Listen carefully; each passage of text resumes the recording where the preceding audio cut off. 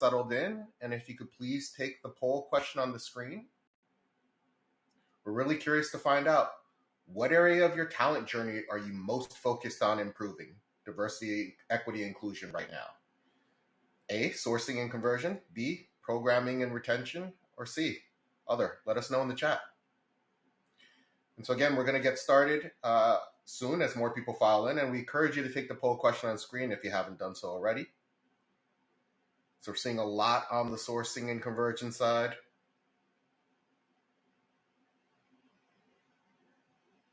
A little more coming in on the programming and retention, but certainly a lot of focus on sourcing and conversion.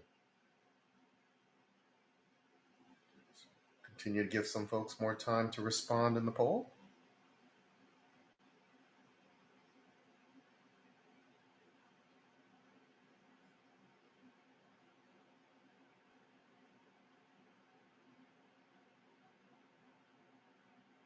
Right. Sourcing and conversion continuing to be in the lead here.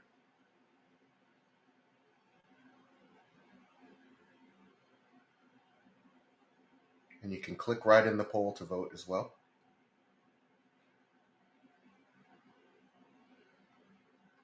All right, so you can vote on this poll and other polls in your side panel throughout the entire event.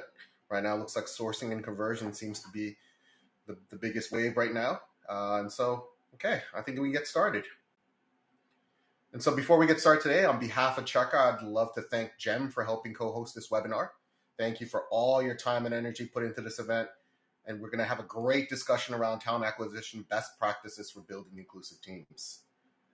And so a couple of housekeeping notes before we start.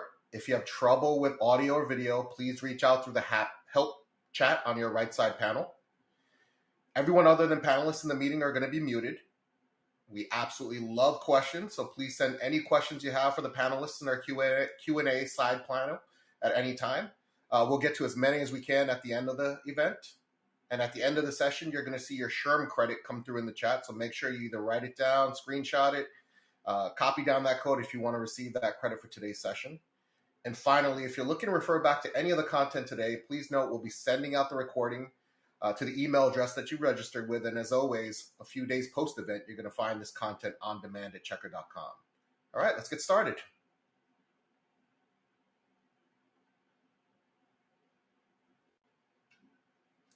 All right, so let's get started with some introductions. We got an awesome group of panelists today, and I'm thrilled to be joined by this amazing group of people and talent leaders. Welcome, everyone. And so let's start with a quick intro on who you are, a bit about your organization, your favorite part about what you do, and where you're joining us from today. And so I'll kick us off. My name is Arthur Yamamoto. My pronouns are he, him, his. And I'm the SVP of People and Talent here at Checkr. We're a software company in the background check space with a mission to build a fair future by designing technology to create opportunities for all. My favorite thing about what I get to do every day is really the furthering the impact of our mission. And I'm joining you from Irvine in SoCal. And so I'll pass it off to Heather. Hello, hello. Thank you for having me. I'm Heather Dunn. My pronouns are she, hers, and I am the Chief People Officer at Gem. At Gem, we're building the operating system for modern recruiters. So think of us as the place to house all relationships with all candidates, but also to help better understand things like diversity analytics. So I'm joining from San Francisco. And the favorite thing about my job, outside of the usual building the great people team, and shout out to everybody that's here on the call, but I just love being able to directly impact our product based on what we do and my role at the company. Really excited to be here. Thank you, Heather. Jen? Sure. Hi, everyone. I'm honored to be here today. My name is Jen Casimiro.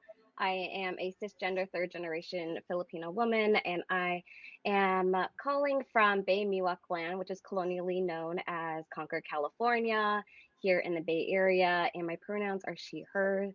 My current role these days, and the title that I hold, is a Global Talent Director, Diversity, Equity, and Inclusion, and I work at Ideo. Ideo is a global design company, and we create positive impact through design. And I would say my favorite thing about the role that I do is that in diversity, equity, inclusion, there's always so much to learn. And really, I get the privilege to be around folks that I'm always in constant learning. And that really is the favorite part of my role, because I get to elevate voices and expertise that isn't my own. Thank you, Jen. And Michael. Hi, everyone. I am so excited to be here. I'm Michael Kyle. My pronouns are he, him, his, and I'm the VP of Talent Acquisition at Volta. And I'm dialing in today from San Francisco. For those who might be unfamiliar, Volta, here we're on a mission to accelerate the adoption of electric vehicles, and really doing so by developing the infrastructure and the technology to be able to drive the world forward, all with an aim to see a greener future. I think we can all probably agree that we care about that. And the best part of my job each day, what gets me out of bed every morning, is knowing that I get the chance to lead a team. It's such a privilege to be a people leader. And so a big shout out to my awesome TA teammates who are on the call today. Thank you for all that you do for our candidates. Awesome. And thank you again, everyone, for being here today and being willing to share your wisdom, advice, and different perspectives with our attendees. So before I move on to the first question, just to repeat again, everyone who's not on the stage is automatically muted. And for your SHRM credit, you'll see a code pop up towards the end of the event. Copy it down if you want that credit. And so let's jump into our first question.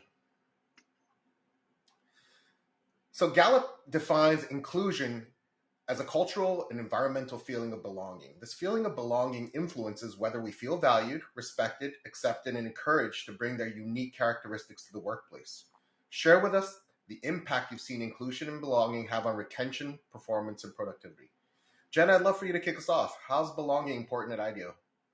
Yeah, I mean, what I want to add to that definition too is this aspect of psychological safety, that allows for folks to, like in that definition that Gallup has, bring their full selves or whatever parts of themselves that they want to bring into the workplace. I think we also assume everyone wants to bring all of who they are, but part of it is having the option to say, this is how much I want to bring into the workplace. And so how we see that and the impact of inclusion and belonging is essentially when folks don't feel threatened to shrink parts of their identity or defend parts of their identity, they're able to focus in on doing great work, on pushing the edges of, their work, on creative ways and creative problem solving, and able to do that and focus in on that. On the flip side of that, though, when there aren't spaces of belonging or there aren't feelings of belonging and psychological safety, folks, especially from marginalized identities, are having to navigate not only doing great work, but they're having to navigate biases like tightrope bias or prove it again bias. And that's when gaslighting starts to happen and stereotype threat and outcomes of stereotype threat. So I think where we see that impact is that folks are just able to be themselves and do great work, rather than having to navigate kind of other aspects of trying to defend their identity and who they are. I love it. Yeah. And Michael, I know you're passionate about this topic. Would love to hear your thoughts. Yeah, I just want to say, Jen, what you've just shared resonates deeply with me. And really, I got into this work because belonging strikes a very personal chord for me. As a member of the queer community, I've been in many rooms built and designed in non-queer friendly ways throughout my career. And at the same time, I've also had the privilege of being both white passing and cisgender male in a world designed to advantage these visible parts of my identity. And so both of these salient lived experiences coexisting have actually driven the way that I try to lead my team, really with courage and vulnerability. And I really try to serve as a model to other leaders throughout the organization, because sometimes the best way that we learn is by seeing other leaders model those behaviors. And, I think especially in a time when recruiting and retaining recruiters is especially tough, I've been really pleased to see the impacts of creating those environments of belonging on retention for our own talent acquisition teams. I think, the final thing I'll say is, we're all after attracting tech talent. It's a competitive world out there. And so I believe in the research, for example, that has said that 48% of tech candidates would actually switch to a different company because that company has a more comprehensive DEIB strategy. So I think everyone on the call today is probably not too surprised with that data, because realize that good DEIB work actually benefits the experience for everyone. It helps create healthier cultures, more accessible workplaces, And it actually allows us to attract talent from a larger swath of the population if we're doing meaningful work in diversity, equity, and inclusion. Yeah, I can't agree with you more. I mean, everyone can offer, free food and drinks, and certainly some of that's gone away since we've gone remote. But what really matters after that, initial rush of having a cool piece of swag or something is really kind of the culture in the company and the mission and the sense of that you belong there. So, Heather, how's that measured at and reflected at Gem? Yeah, and I just want to plus one what Michael stated. We were actually talking about this as a TA team and how we best represent all of the great work we are doing on DEI and B, because I think it's even less so about what are the programs, but it's more like, let me see the work that you're doing. And so couldn't agree more that it's coming up, and excited about the ways that we can get candidates excited from the get-go on some of that great work.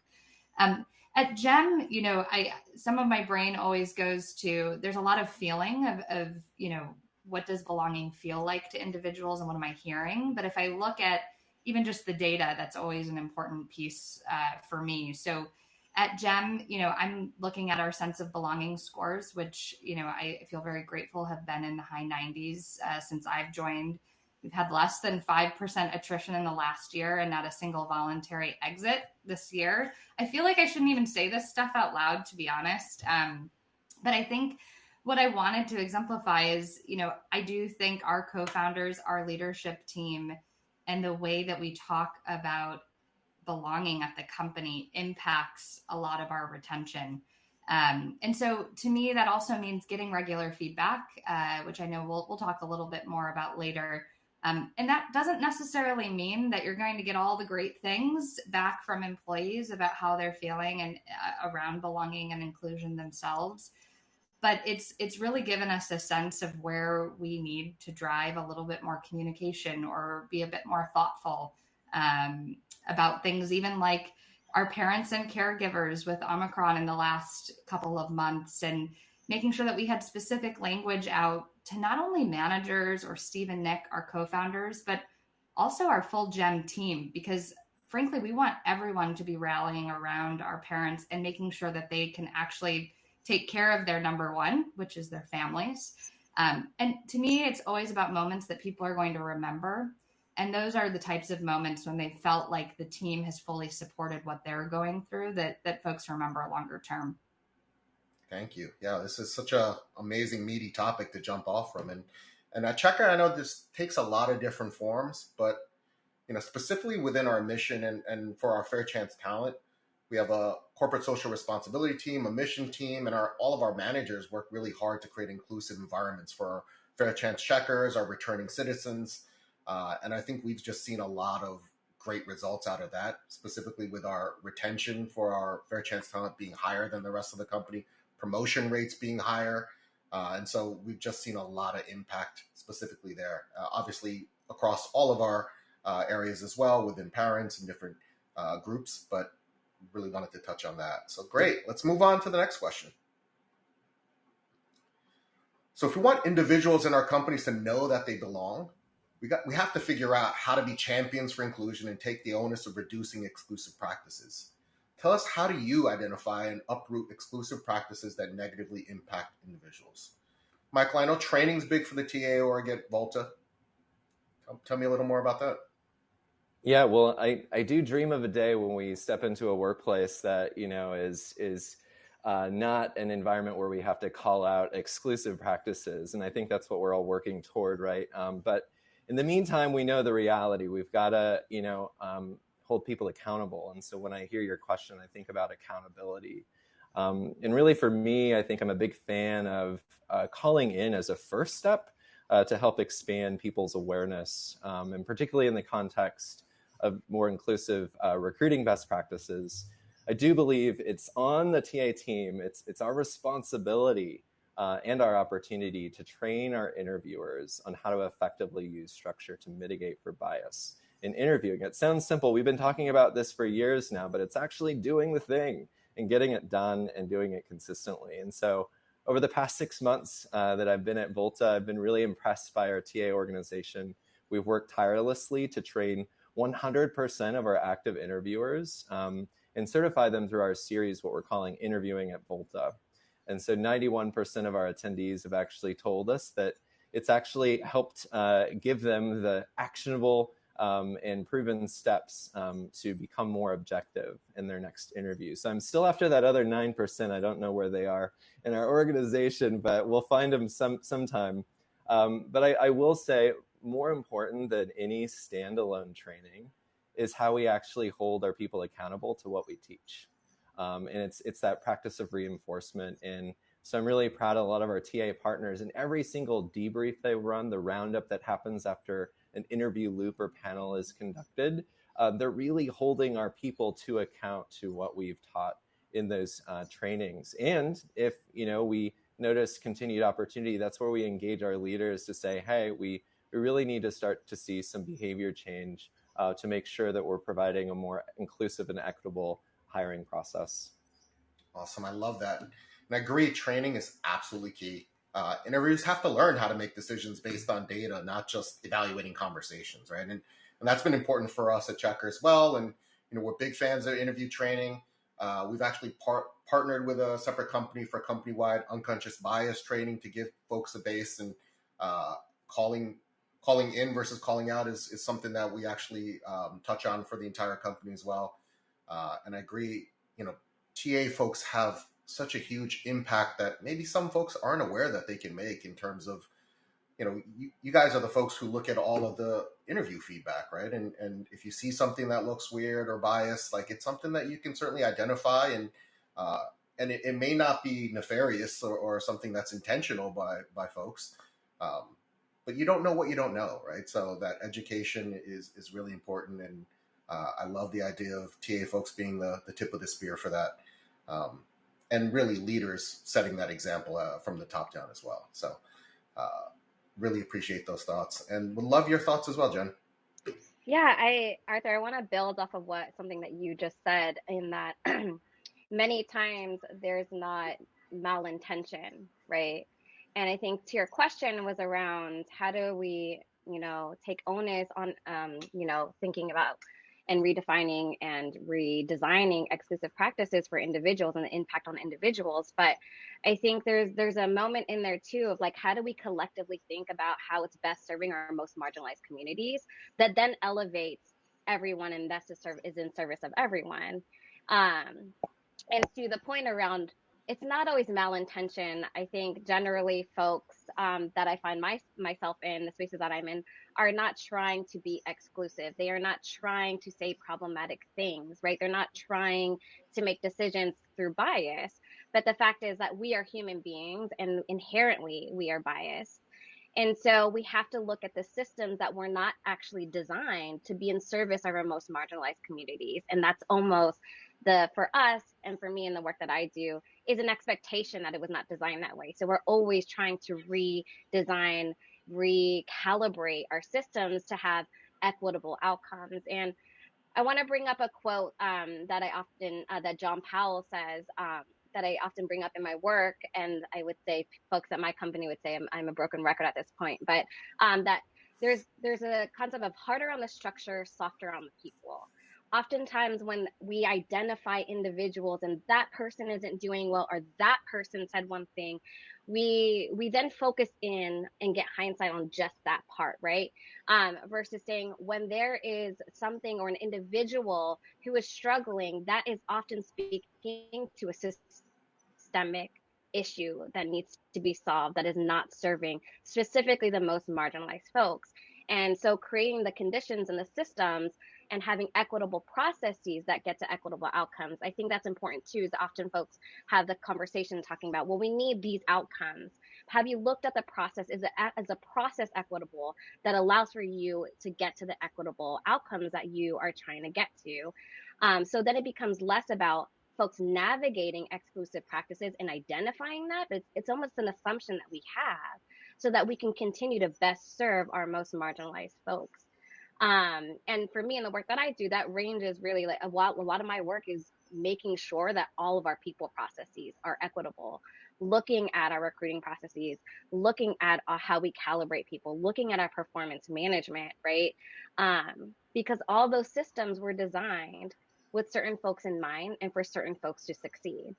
So we have to adapt that mindset that there is, okay, we can do better. It's not that it wasn't good, but it's that we can do better so we can have equitable outcomes that are most in service of our most marginalized folks, that then is in service of everyone at the company. I could not agree with you more. The human brain is just wired to make decisions quickly, and it takes whatever shortcuts it can, which is generally familiarity, right? So we have to build these systems to combat that. We have to measure things, even comp cycles. You got to do adverse impact studies to make sure the comp is, the gender pay gaps and ethnic pay gaps aren't happening, not necessarily intentionally or intentionally. We don't know, but you have to measure those things and track those things. So couldn't agree with you more. And Heather, what does Gem do to start that conversation? Yeah, and Jen, I'm excited to bring that quote to Gem, by the way. So we'll spread that broken record on our side too. I think what Michael brought up around making sure we have proper training and thinking about it from the TA perspective. I also think about, we're going to bring all these great gems in, but how do we continue this conversation after they join? And so we've spent a lot of time thinking about, on a quarterly basis, choosing topics that we have facilitated by an external presenter. But there's a little bit of content that's presented at our gems, but most of it is in small group breakout sessions where we're having deeper discussion about things we're seeing at Gem, things we've experienced in other companies that we want to share more broadly. And I think the impact of that is it's really created conversation within the company in a special way, particularly given that we're all dialing in and all in these virtual breakout rooms to have pretty deep discussion. And what I've realized in my short time there, I joined in late September, is that folks actually reference the ability and knowing how to have these maybe more uncomfortable conversations about how things are going or what they're seeing by picking up the phone and saying, hey, I just saw this thing happened, or I was thinking about this new program that you were just talking about.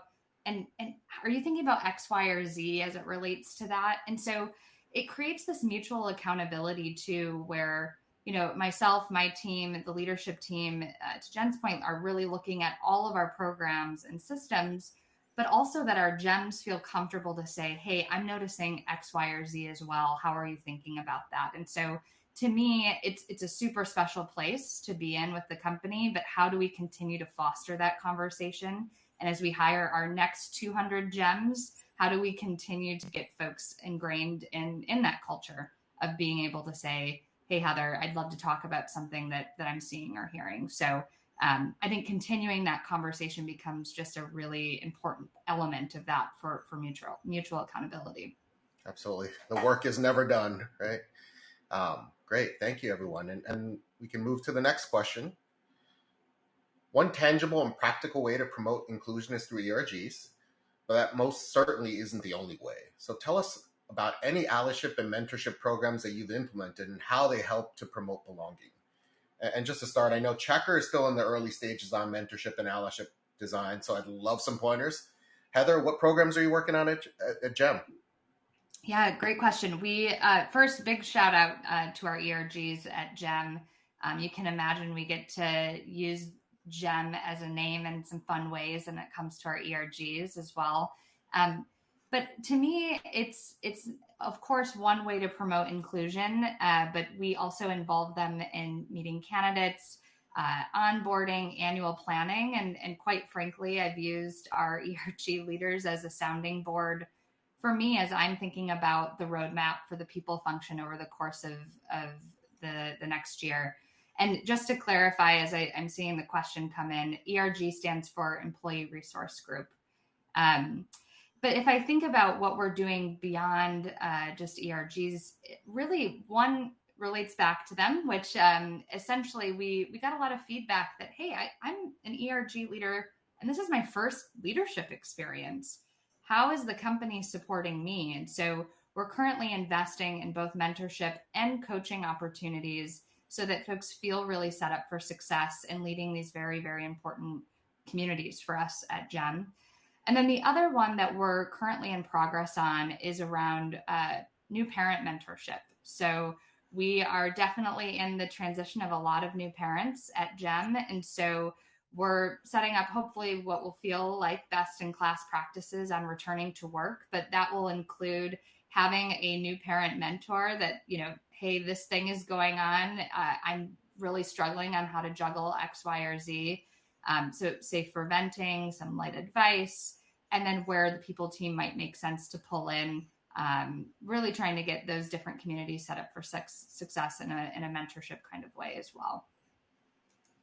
Awesome. Michael, I know you're a big fan of ERGs, but what else do you think is key? Yeah, well, I just want to say I love that idea. I have lots of parents on my own team, and it's been really instructive for me to understand their experiences as we continue to navigate the ongoing pandemic. We're not out of the woods yet. I think we sometimes think we are, but we're not quite. So yes, Arthur, you're right. I love ERG programs. If it weren't for ERG work, I probably wouldn't be where I am in my career today. I remember my very first job out of college, I was a member of my company's ERG, and so that was really formative in my approach in my work. I'm also a big fan of helping our entire organizations develop allyship skills.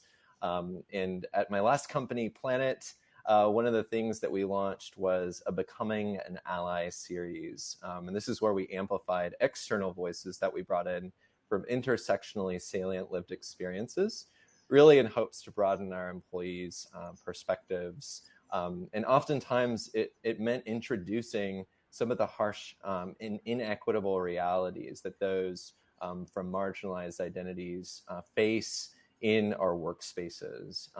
And the hope was not just to create an uncomfortable conversation, it was actually to create the awareness and lead us into action. So hopefully some of these conversations wouldn't be as uncomfortable. So one of our conversations was actually on understanding race in America, and this was in February of 2020. So timely, knowing what in a few months after that, the world would experience and finally reckon with as it relates to racial justice and the road that we all need to go on. And so I think what this experience, what it did is it just opened the door, it started the conversation, and it really led us to take clear steps in building an action plan to helping the organization become more actively anti-racist. And so these actions combined helped spark a huge increase in ERG membership, including the founding of 3 new ERGs as we started to uncover and better understand how various parts of our identity come to play. So now I've got to call back and see how things are going, because it's what, almost a year and a half later. So it's really great to see how are we following through on those commitments that we made maybe in June or July of 2020, and what are some of the measurable results and the meaningful progress that we can claim based on the actions that we said that we were going to take. Awesome. And Michael, a quick follow-up. I mean, for folks looking to set up similar types of programs, how do you guys identify speakers and set up that series? Yeah, so big shout out to Karen over at Racy Conversations. I know she has a great organization where she's been bringing some of these brave conversations into tech workplaces.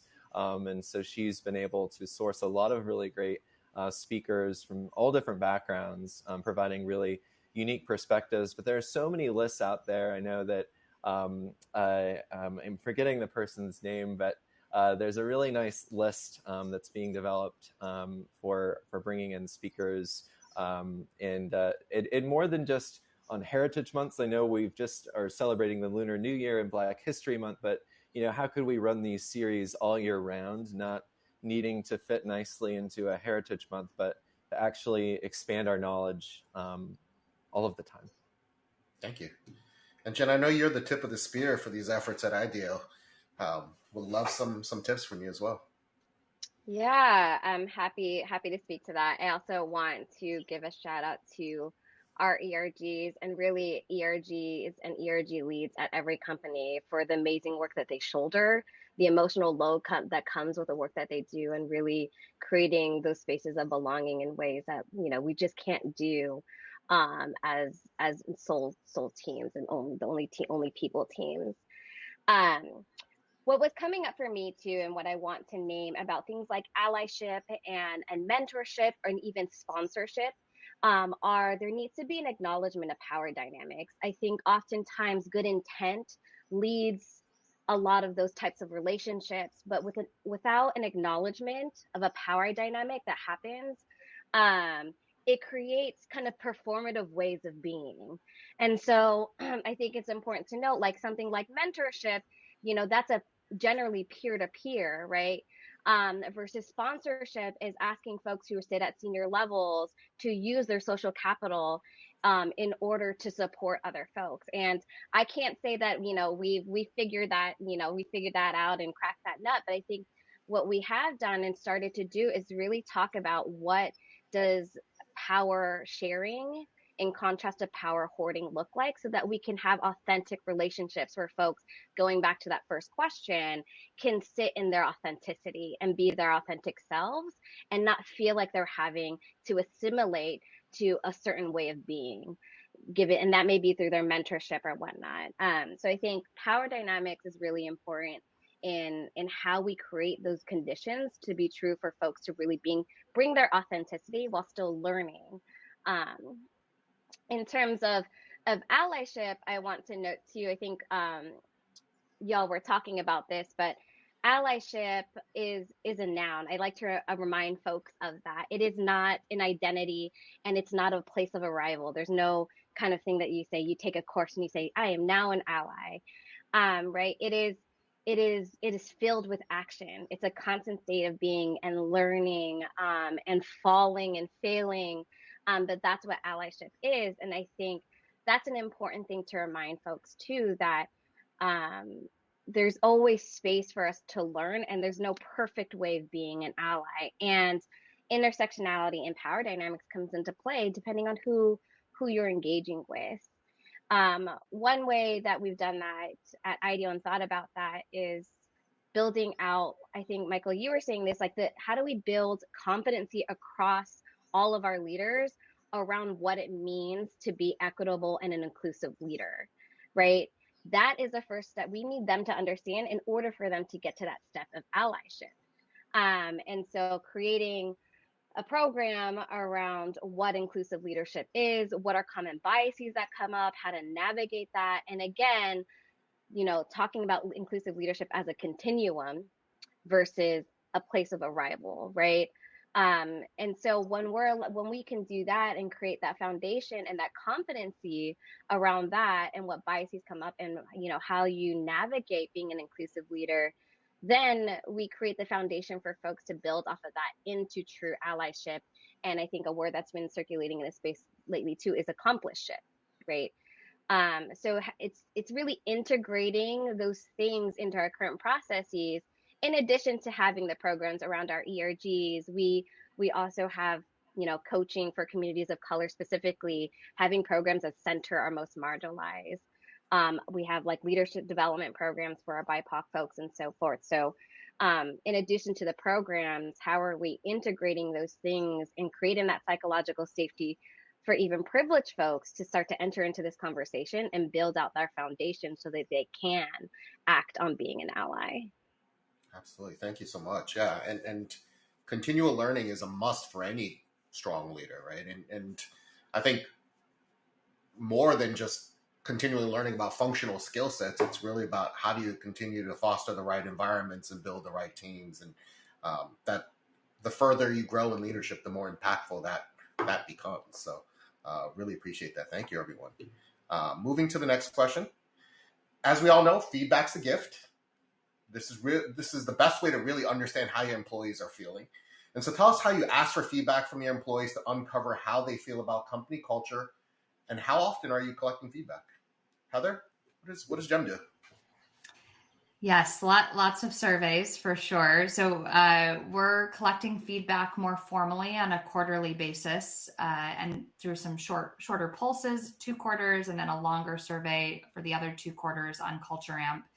But we also spend a lot of time surveying things and looking at demographics on things like benefits and making sure that we're really thinking comprehensively about the types of folks we have at Gem and what's most important to them from a benefits and perks perspective.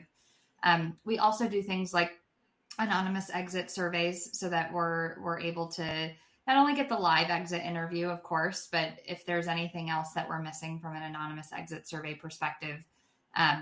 We also really drive home this listening tour perspective, particularly in the people team, at least, around making sure that my leadership team is spending time with lots of our gems, building trust, understanding what's going on for them, putting a face to the name. And those have actually generated some really interesting themes more organically as a result of those conversations. I've also hosted office hours, and a concept that I learned from another people leader at one point that allowed me to get some good feedback previous and at Gem is this concept called 5, 10, 15s, which is having 5 people at 10 a.m. PT for 15 minutes to come together and have a conversation about just what's top of mind, seeing my dogs in the background, or, just really creating some familiarity to say, oh, I know Heather, and I know that she's going to see her family this weekend in North Carolina. Those types of experiences not only are healthy for me, to be quite frank, but are also really healthy ways for our gems to get to know one another. So I'm excited to expand on the 5, 10, 15 concept to continue to get more regular feedback. And then similar to Jen and sort of her quote that I'm sure gems might feel like is a broken record for me is clarity is kindness. And that's a thanks to Brene Brown.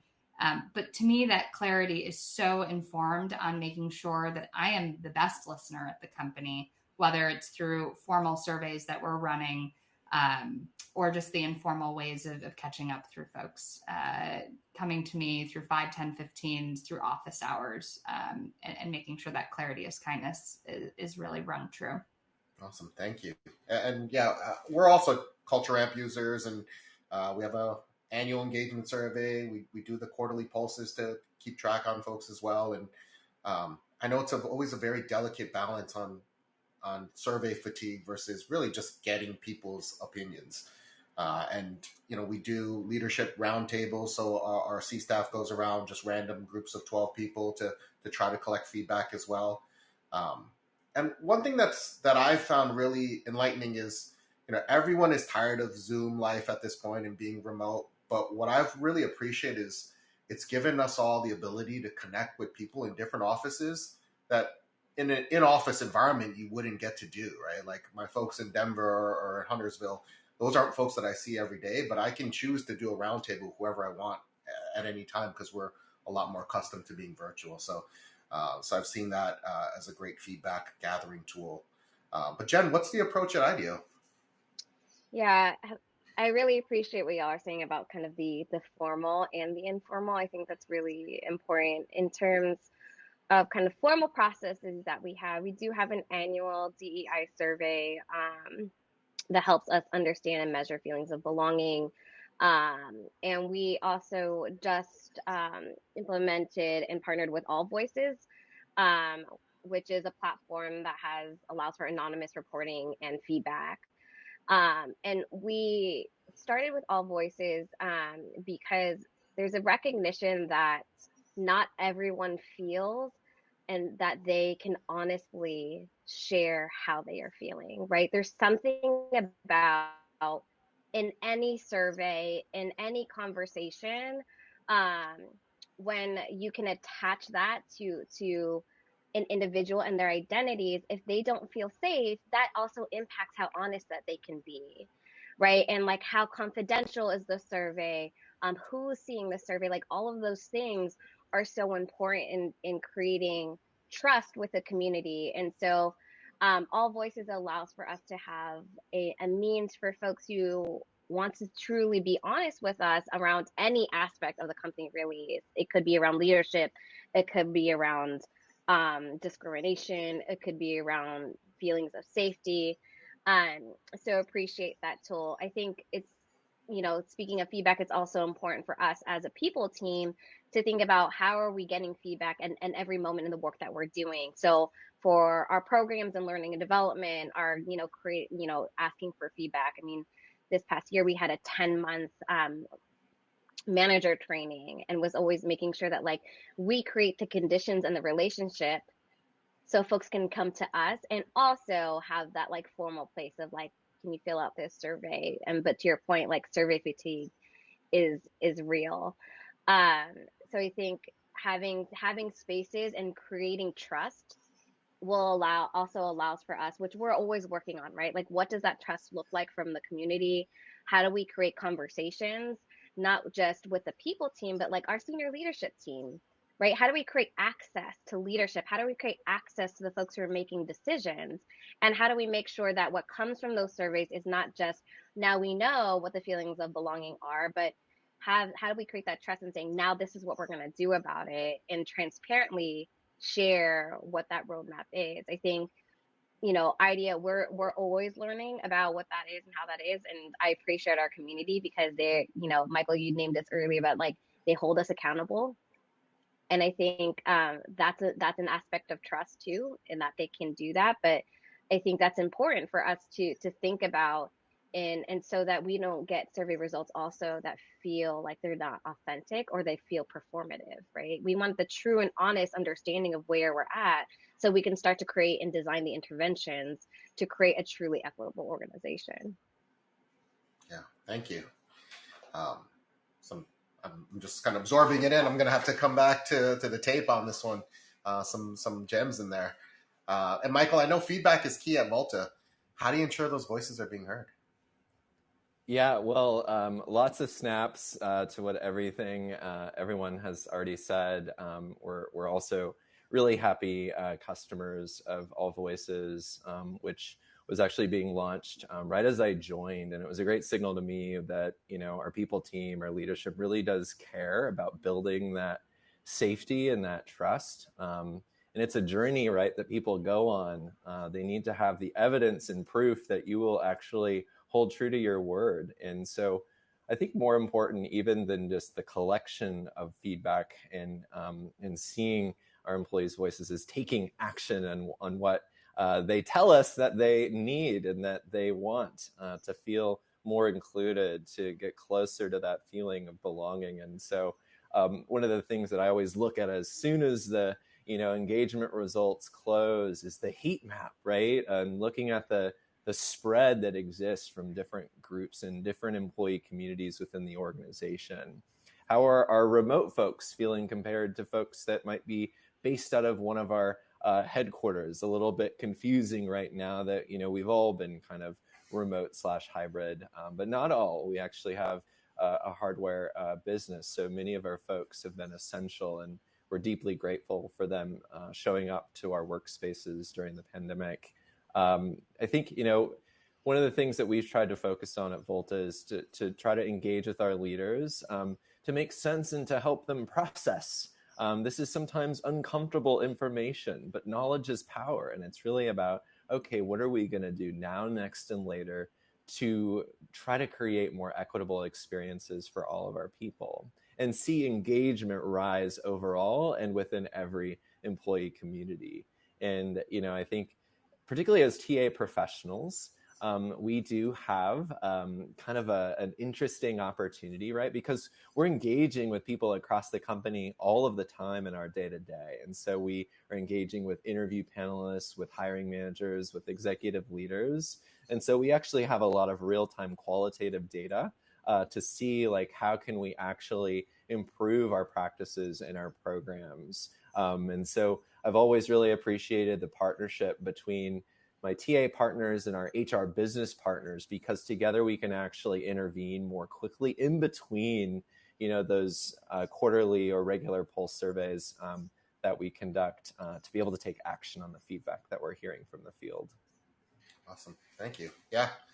Some amazing insights here. And again, just a reminder, the feedback gathering is key, and obviously taking the actions behind that, what the feedback is telling you, is even more important. So I know we can keep going on this for hours and hours, but we've covered a lot of programming ideas around inclusion already, but would love to see if you guys can share one or two more ideas on how to build programming events that promote inclusion that we have not yet gone over. And so, Jen, what haven't we covered that Ideo implemented? Yeah, I think it's less of an implementation, what Ideo is implemented, but I think one thing that comes to mind that we haven't necessarily covered, but I always push folks who are trying to do DEI work, who are, in service of creating equitable outcomes, is to build programs and processes that center the most marginalized folks. I think oftentimes in organizations, and Ideo is one of them as well, we create DEI programs, quote unquote, or sessions that often center folks in privilege and support those folks in understanding and learning about DEI so they don't do any harm, right? And while those programs are really important to mitigate harm and to prevent harm, equity at its core is acknowledging that everyone has unique needs and everyone has different things. And it also, in order to succeed, and it takes into account kind of power and privilege at many levels, right? At the personal, at the interpersonal, at the organizational, institutional, and at the societal. So there's always choice in how you want to go about, at what levels and what levels of impact that you want. And really thinking about, okay, we've done all these programs to create the foundation for everyone that's truly all inclusive. How do we take that up to the next level around what does it mean for us to be equitable? How do we create programs from folks who are coming from marginalized identities and tending to their needs so that they can be successful in the institutions that they are in? So at Ideo, what that looks like, and all credit due to our community saying, hey, like we need something different, and getting feedback and saying, hey, all hands or whatever centers folks in privilege and centers the majority. So, creating programs, like I mentioned before, we have a program that's coaching for communities of color, right? Specifically giving access to a resource like that for those folks. We have a leadership program that's for BIPOC identifying folks. And we hope to continue to build out these programs around, like, what does it mean to center our most marginalized? What does it mean to create programs that are designed for folks who have different accessibility needs, and that everyone else has to adapt to those things, right? So I think just to push on that, I mean, we've covered so much, but kind of pushing folks to think about what does it mean to center the most marginalized to become a truly equitable organization. Awesome. Thank you. Heather? Yeah, and really good thoughts there, Jen, even just as I'm thinking about our programs at Gem. For me, there's sort of like, it's not a program, but just like this general reminder that I've certainly worked at companies that have said we care about diversity, equity, inclusion, and belonging, and in practice, those things weren't actually happening. And so there's always going to be this element of sort of how individuals, like, what does this mean for me? And how does what Gem is doing and practicing impact me and make me feel? But also, this has come up in different parts of the conversation. The second piece of that is, what is your leadership team displaying? And I just can't overemphasize the importance of making sure that there's thoughtful conversation and dialogue and vulnerability, and having those conversations with your CEO, co-founders, and leadership team, because the people team going and executing on some programs, or ERGs doing their incredible work, it's just not enough. And so to me, there's always this emphasis on how do I receive that alignment, vulnerability, and alignment from the executive team. But the piece that maybe I'll share more concretely, we all know right now, probably Michael more than anybody, that it is a candidates market right now. And so we have really spent a lot of time at Gem over the years, but really emphasizing how can we help candidates see that inclusion and whatever form of self they want to bring to their next place of work, that they can do that at Gem. And so we're doing things like paying special attention in the interview process of things that they care about, and sending a kind gift along the way. If we know that they're interviewing somewhere else, we actually send an email and say, like, best of luck. We're thinking of you today. Or, you're from your Gem recruiter. To things like adding name pronunciation and pronoun preferences to the actual form that candidates fill out, so that we're ensuring that we're showing our best selves as well throughout that process. And to me, hopefully, those are good indicators of what they can expect once they're actually at Gem as well. So just some small, more tactical ways, from the get-go, and Michael's truly the expert here, in ways to make sure that folks feel like that inclusion and belonging exists even prior to being an actual employee of Gem. Absolutely. And I want to be conscious of time and save some time for questions. But Michael, some words of wisdoms for our listeners. Yeah, I think I will say that, maybe, we're, some people dialing in today are at the very beginning stages. And so they haven't even thought of building any inclusion related programming. I think a great first step is to make your current programming and your events inclusive, and thinking about some of the tactics that can make it more successful. I just recently reread The Art of Gathering, which I highly recommend. In her work, Priya Parker actually insists that the way that we curate our events and our gatherings is with an ultimate purpose in mind. So I really love, Jen, when you talk about centering marginalized communities, because we so often center those in majority dominant groups in positions of privilege. And I think Priya also argues that sometimes we need to exclude to include, and create that safety that we desire. So one of the small, tiny steps that we've taken at Volta is adapting some of our meeting cadences and the way that we run meetings. And it really starts with our all hands meetings. We call our all hands agents of charge, which I absolutely love. And so in advance of our new globally inclusive time, we recently solicited from our people questions in advance. And then what that did is it allowed us all to upvote different questions that we wanted our leaders to answer. So not, kind of earth-shatteringly innovative, but what was really cool was we were actually lobbying a lot of those questions to a more diverse cross-section of our leaders, focusing on the subject matter experts in those areas. So our people not only got to feel valued because their questions were being asked, but our leaders across the company of all backgrounds were able to have an opportunity to showcase some of those answers. So a big shout out to our new head of internal communications, Katie English, who came up with some of these small changes that are going to have really big impact in allowing our employees to feel heard and seen. Awesome. Thank you. And just going to plug two quick things. I think for me, it's just starting internally with yourself, right? And I've caught myself today even just saying you guys, right, instead of you all, right? And it's not a conscious thing. It's just a force of habit. But just reflecting on those things is really key. And then one thing also that's just, near and dear to us at Checkr is a forgotten diversity group, Fair Chance Talent. We're talking about a third of Americans who can fall into this group, who could be your next amazing employee, right? And so shameless plug, we have an ebook on our Fair Chance program, or how to start a Fair Chance program on our website. So please take a look at that. But just a huge thank you to all of you for sharing this insight and experience with us. And for our listeners, please submit any questions to the Q&A panel. I know we're tight on time, but we're going to try to answer as many as we can. And for now, we'll move on to our next section. And before we move on to Q&A, we'll launch one more poll. And so we've talked about how important it is to create inclusivity.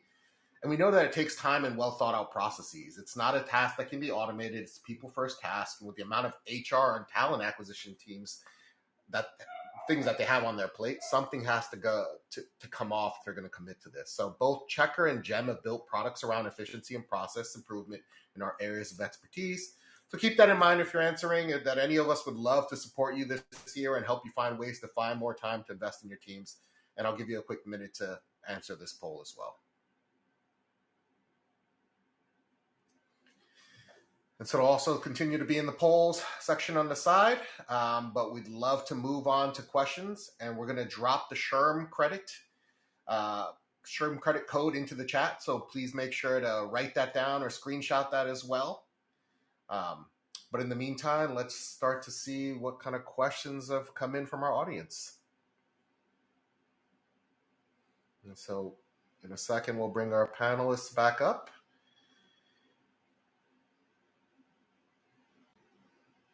All right. And so while we get our panelists back up, we have our first great question. And Jen, maybe you can kick us off on this one. When talking with potential hires, how do you describe your company culture in a way that's honest and enticing plus inclusive? Is there specific language you use to make that description more inclusive?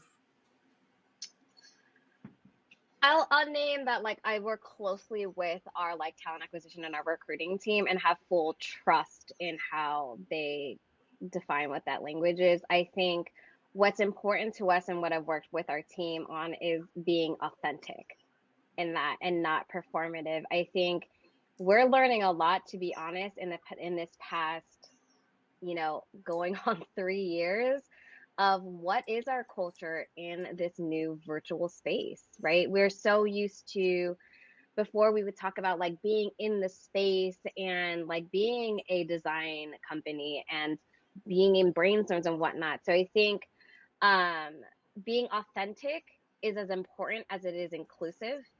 And I think also, in terms of language, I mean, you kind of named one thing in being self-reflective around what pronouns are we using? What are we assuming? Where are we having kind of assumed things around certain levels of a job? Where have we talked about meritocracy when meritocracy isn't, is not actually in service of the company that we are trying to create? So looking at things like job descriptions, even before we even get into conversations around culture, because that is the first indicator when folks are looking for jobs of our culture, and making sure that those things, and that there aren't trigger words or problematic words even in those that hint at this is what our culture is. So I know I also recognize that I didn't necessarily answer your question, but a lot of that is also, I don't want to speak from a place that I know our recruiting and our talent acquisition team has worked a lot on that, and mostly kind of advising them on how do we be inclusive, but also really authentic, and also very, very clear on criteria and explicit. I think that's how we also talk about our cultures. How do we not create a space where we are having folks assume things and then come here and they're like, wait, my expectations are off? How do we get really clear and explicit on the criteria of a role, but also what our culture is and what are those expectations? Thank you. Michael, as our resident TA guy, any thoughts here? I think what talent are looking for is honesty. And, even if you're earlier or maybe middle of your journey on your continuum to becoming a truly inclusive and equitable organization, people want to know the real talk. And, what I coach our TA team to know is, hey, we're nowhere near where we want to be yet, but we have done a lot. And so we want to provide that balanced narrative to our candidates to let them know we're excited about you joining, but because we're going to be able to join forces to create the organization for the future. And, I, very much discourage what's called in sales, right? The bait and switch. You get people in with this idea that it's going to be perfectly inclusive, and then they show up and they're like, no. So that does no one any good, the talent, the organization, our leaders. So I think it's important to provide a balanced narrative, to say, this is what we've done, but this is what we're doing to get to our aspirational goals that we really want to achieve. Thank you. And then we have a question for me on advice on getting buy-in to acknowledge formerly incarcerated individuals into a DEI strategies. Most companies just focus primarily on identities. The quick answer is we've got a great ebook on it. Go to checkr.com. We'll have all the answers there. And time for one more question. What employee benefits have you seen be the most well-received and respected when it comes to promoting inclusivity? Heather? A little bit of recency bias because we've spent a lot of time thinking about parents, if it's not obvious by a few of my examples today. But really making that shift not only towards, the standard, healthcare benefits and dependent FSA, but being best in class for our size and stage and larger than our size and stage for parental leave, thoughtful return to work programs themselves, and continuing the discussion. I'm actually having I have another survey out, but a discussion with some of the parents in the next couple of weeks around what else should we be doing? How do we talk to candidates about this on the front end? So to me, parents and thinking about that from the aspect of what they're going through over the course of the last couple of years, and caregivers as a whole, is certainly an area of focus that I've seen a lot of impact. Thank you. And I know we're a little over, but thank you everyone for your questions. Apologies we couldn't answer more. We're going to wrap up. And as a reminder, if you're looking to receive SHRM credit today, be sure to grab that code from the chat. Otherwise, thank you for attending. A huge shout out to our speakers, our partners, and all the folks behind the scenes that make us look good, making this discussion possible. And wherever you are, we hope you enjoy the rest of your day. Thank you so much. Bye.